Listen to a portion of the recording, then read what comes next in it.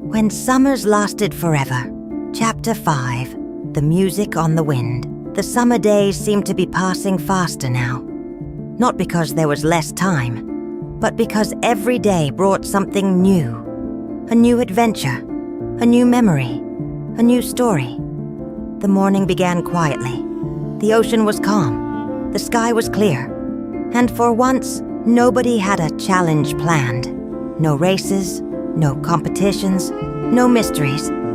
At least that was the plan. The summer adventure group spent most of the day near the beach. Some explored tide pools. Others searched for shells. Ava and Raymond tried fishing from the dock again. The fish, unfortunately, appeared to have other plans. By early afternoon, the group gathered beneath a cluster of trees overlooking the shoreline. Sophie sat on a driftwood log holding her guitar. Music always seemed to follow her wherever she went. "Play something," Noah said. "You always say that." "Because you always do." Sophie laughed and began strumming. A simple melody drifted across the beach. The group grew quiet. Even the waves seemed softer somehow.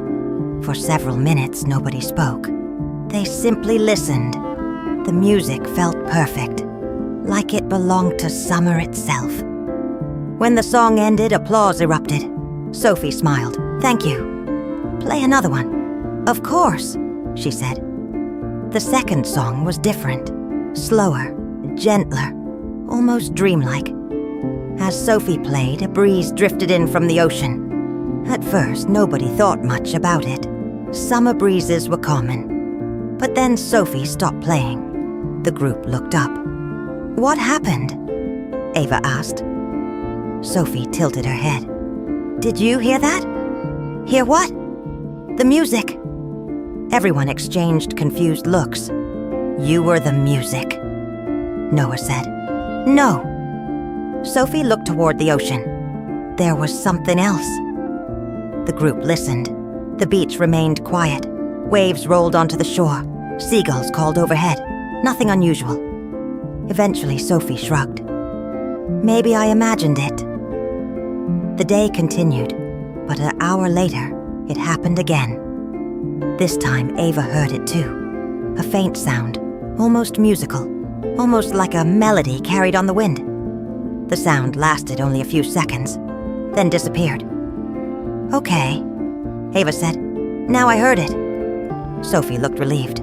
"See?" Raymond frowned. "I didn't hear anything." Neither did Noah. Neither did Mason. Soon the group was divided. Half believed something strange had happened. Half believed it hadn't. Naturally, this led to an argument. Not a serious one. The fun kind. The kind friends have when nobody actually minds being wrong. As afternoon faded toward evening, the mystery remained unsolved. The group searched the beach. They checked nearby boats. They even visited the dock. Nothing explained the music. Finally, they gave up. Not because they had found an answer, because they were hungry. A beach picnic quickly became more important than mysteries. As sunset approached, everyone gathered around a small bonfire. The flames crackled softly. The sky turned shades of gold and orange.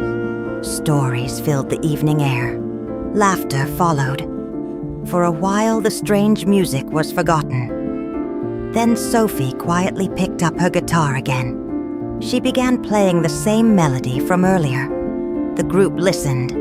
The ocean breeze returned, and for just a moment, the mysterious sound returned with it, faint, beautiful, almost impossible to hear. This time, Ava and Sophie exchanged a glance. Neither spoke. Neither needed to. They had both heard it. The music faded. The breeze disappeared. The beach returned to normal. Around them, the others continued talking and laughing, completely unaware.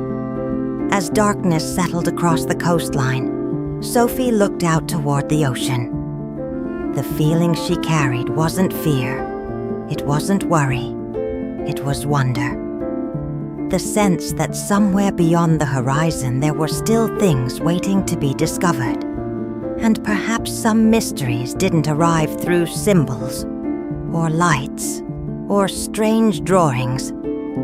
Perhaps some arrived as music on the wind, the kind that only a few people could hear, the kind that made the world feel larger than it had before, the kind that made summer unforgettable.